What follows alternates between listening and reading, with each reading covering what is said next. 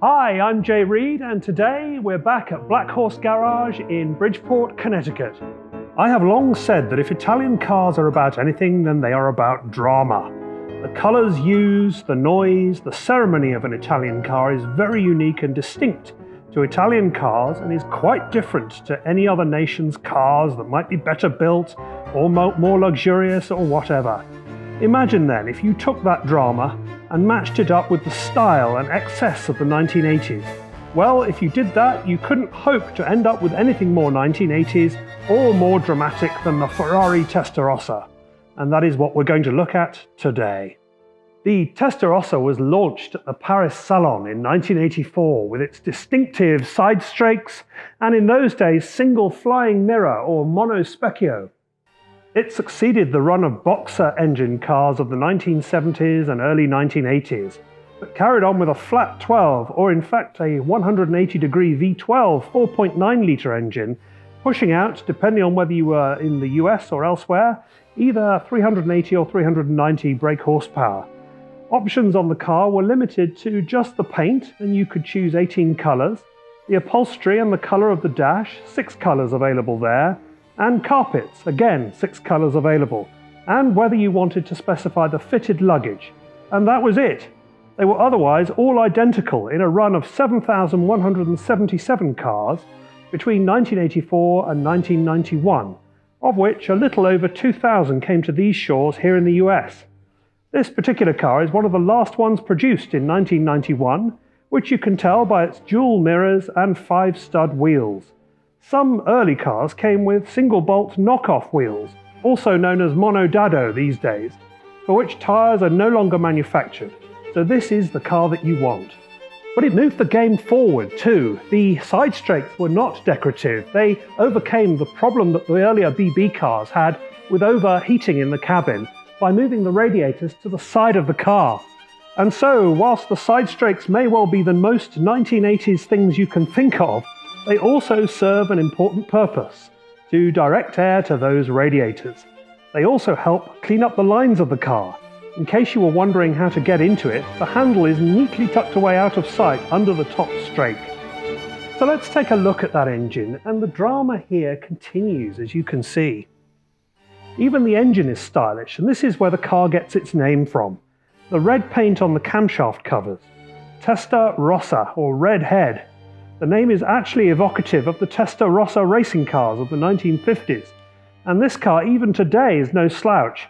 60 comes up in around 5 seconds, up to a top speed of over 180 miles per hour.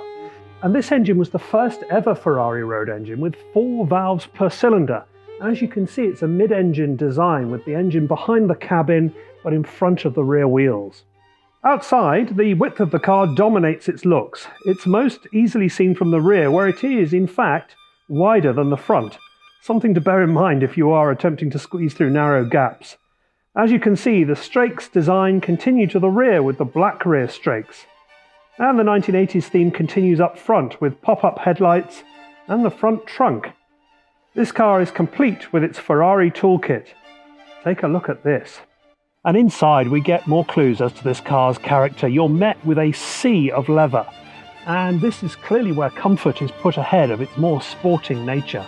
Your seats are firm but comfortable, and there's even space behind the seats for more luggage if you are crossing a continent that particular day. As you would expect of a car of this age, there's no modern technology at all in here, but you do get air conditioning and the ability to hide your radio out of sight with this flap. Of course, dominating the interior for any Ferraristi is the gated manual shifter. You just don't get these anymore in modern Ferraris, and there's a slice of history right there. And I'm looking forward to hearing the clacking sound of that when I get this car out on the road.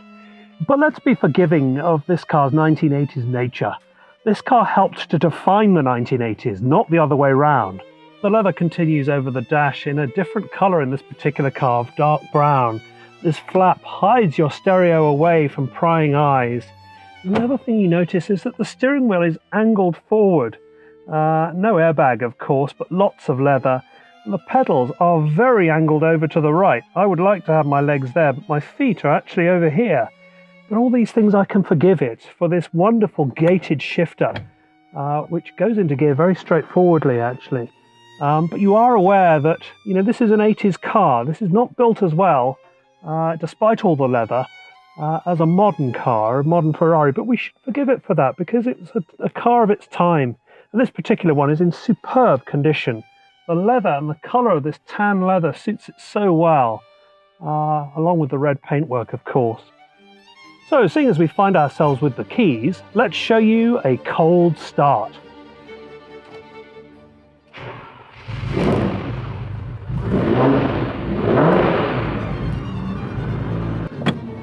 Away in the 1991 Ferrari Testarossa, and the first thing you notice actually is there's quite good visibility.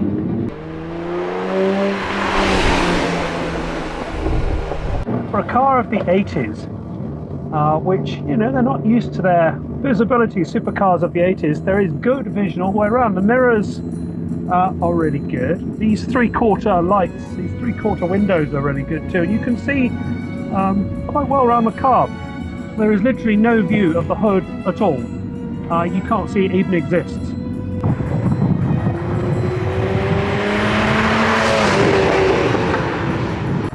Alright, the Ferrari Testarossa, 1991, in really good shape, this one. The first thing you notice, I have to say, about this car is the visibility.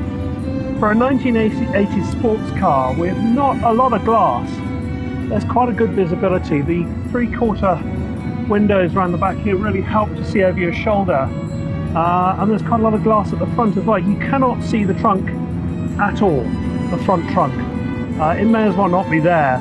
But otherwise you sit here in a classic Italian sports car position. My feet are so well off to the right that it is untrue.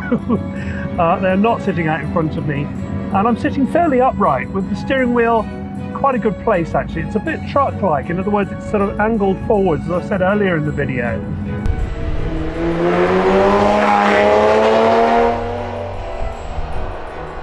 But otherwise I'm reveling in all the leather that is in this car and the drama of it as well.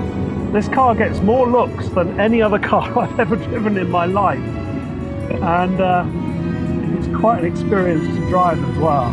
It is actually something of a GT car, I would say. You could go continent crossing in this car quite easily, I think. The seats are comfortable, there's plenty of space. As I said, the visibility is really good.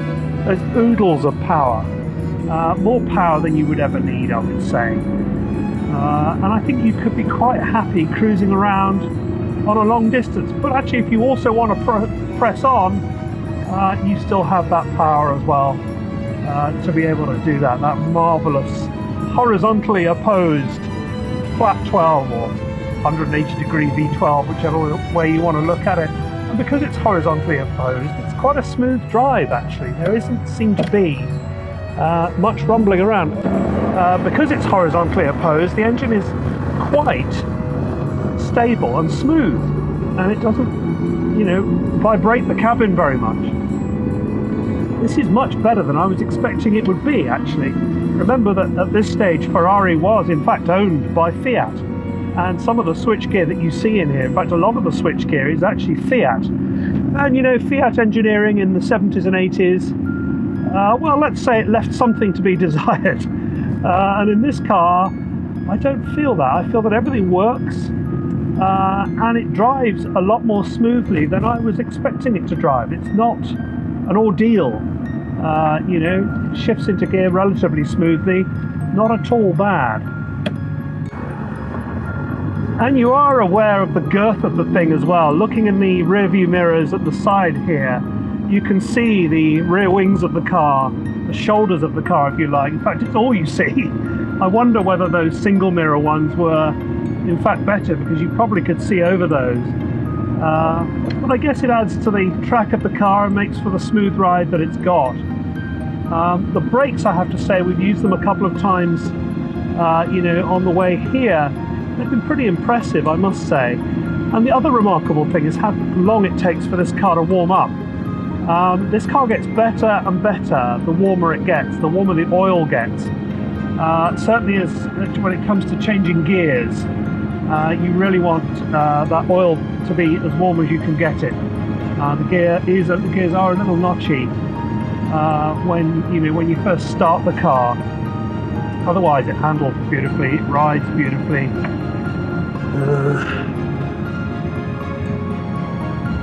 Now, the other thing we have to bear in mind is this steering is not powered in any way.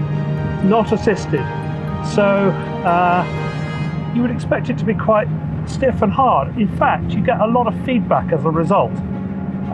You get a lot of these electrically assisted steering wheels these days, which is difficult to sort of place the car. This one's very deliberate and very firm, and you get all the feedback that you want, which is nice.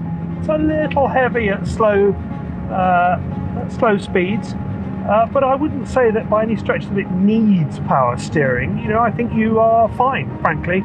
And the steering wheel itself has got this beautiful leather on it. It feels wonderful, and the car itself just feels very special indeed. And the other fun thing about this car is its horn.